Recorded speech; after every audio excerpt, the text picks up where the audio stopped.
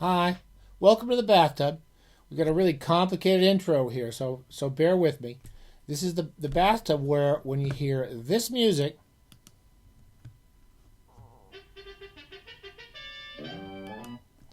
and you see this whiteboard, and then you hear this music,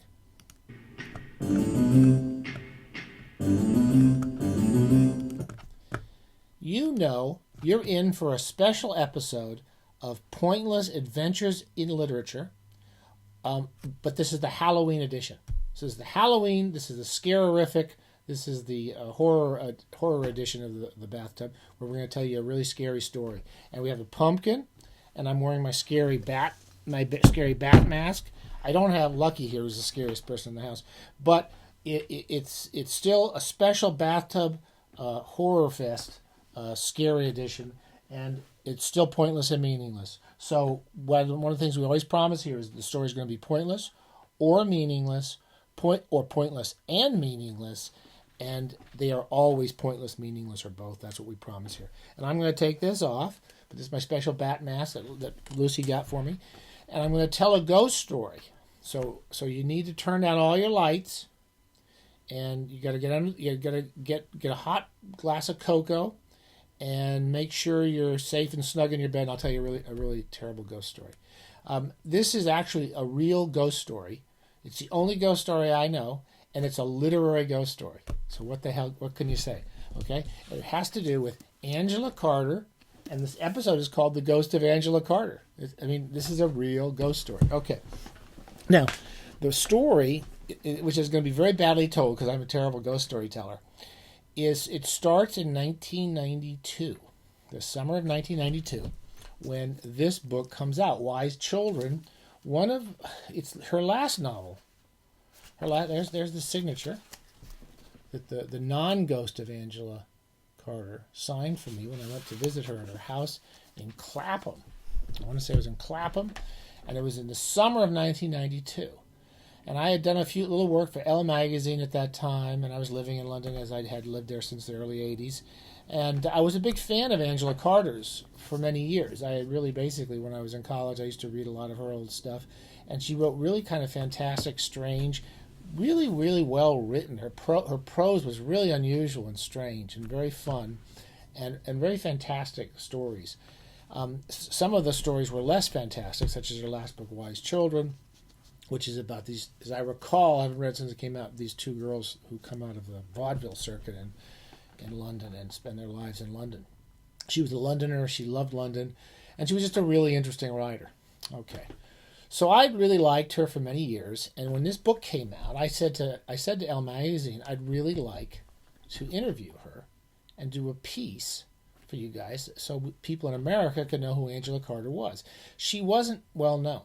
So throughout most of her career, particularly in America, she was not really well known over here, and she didn't quite translate. She's a very strange, unusual writer, and not the sort of person who Americans were reading in the 80s and 90s. So I talked to this woman. We had a really good editor there, and that's another story, actually, the woman I worked for during this piece, but I won't go into that. Her name was Krista Worthington. Well, it came to a sad end, I guess. I'll tell that story next year, I guess. So Angela Carter was living in Clapham, and when I arranged the interview, I was told by either her or her agent that she had cancer. And actually, I had some friends who were friends of Angela Carter's, and they told me that she was really ill, and she had lung cancer, I believe.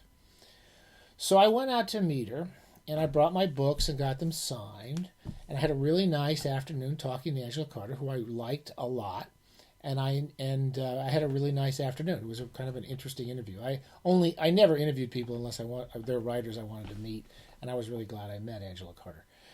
She said when I was leaving, I remember saying the last thing, she had this big kind of tall house, this very very London house, cluttered, filled with British clutter, and a very homey, pleasant place. She had a very young son who came and went, and I felt so sad for him. And I knew she was very ill. She seemed fine in the interview. And as I left, I said to her, "Well, get rid of that stuff, whatever's in you, get rid of it, and try to hope you feel better soon." And she was very nice. I think she was, she was very appreciative of the attention that a magazine in America would even cover her book. she was happy about, because as we talked in our interview, no one really covered her books. So I went home, I wrote the piece, and I turned it in. I worked with Krista on the copy, and it took a little while. It came out in January, so that was really December, I guess. And it came out in December, and I didn't really talk to Angela. I didn't talk to Angela Carter again, but at the same time, I heard that she was in the hospital, and she died very shortly after the piece was published. That's all I know. It was like in the early 1992, she died. And I felt bad about that, and it wasn't even mentioned in the pieces. I believe she'd already died. So I went. It was just something that happened, and I was sorry it happened, and I went through life. 3 or 4 years later, and 3 or 4 years about that almost that same year. No, exactly that same year. What am I saying? So the same year I was working on that piece about Angela Carter and turning it into Elle, I had sublet my apartment in London. I had a flat that was like this big with a bathroom and a kitchen. It wasn't much bigger than this room. And it was in Finsbury Park. It was a really tiny place. It was a conversion. It was a horrible, screwed up flat.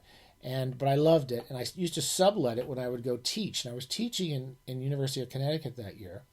So I sublet my flat to a young woman, very nice woman whose name I can't remember offhand, but I know she used to work for the London Review of Books in the late 80s, early 90s, because she found my announcement that I was renting the place in the London Review of Books.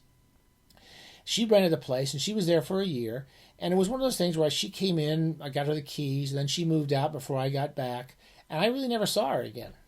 So I didn't see this lady. And then 4 years later, I'm pretty sure it would be 1995 or 1996, I was invited to a party in London, a very small dinner party, which I rarely ever do. No one ever invites me, or I don't like to leave the house.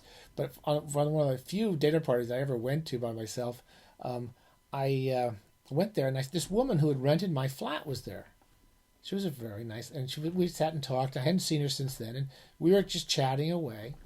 And in the midst of this conversation, she said to me, "That was so weird, that message from Angela Carter." And I said, "What message from Angela Carter?" And she said, "The one that was on your answering machine for so long." And I said, "I don't know. I have no idea. What do you mean, the answering machine?" She said, "You never got the message." And I said, "No, I never did." She said, "Oh, well, when I was in your flat, we had an answering machine that I'd left for her to use." She said, "Angela Carter called and left a message on your answering machine saying she was in the hospital.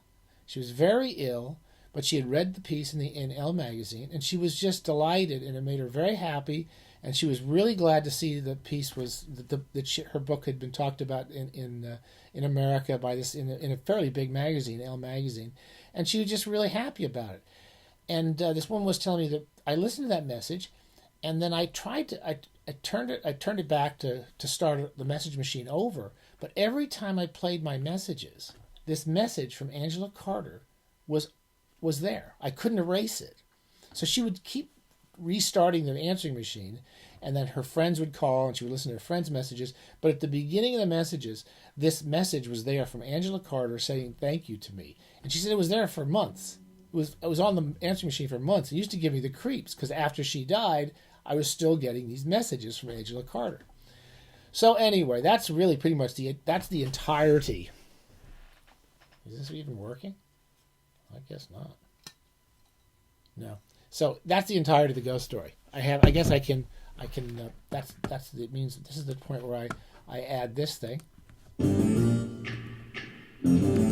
and just say that it was, if it hadn't been for this answering machine, and the fact that it replayed and replayed and replayed, and that 4 years later I ran into this woman at the party, I would never know that Angela Carter had called me. And to this day, I still think of it as the ghost of Angela Carter. That the one time I feel like someone haunted me until I got a message from her was when Angela Carter invested my old broken down answering machine in my old flat and made sure that my tenant passed on the information to me several years later. So anyway, Angela, you're a terrific writer. We miss you. but your ghost is still on my answering machine somewhere in London. And that's the first and only episode of Pointless Halloween Ghost Story Adventures in Literature. Have a great Halloween. Let's hope we all survive the Trump administration, or at least let's hope we survive the first Trump administration. And stay safe.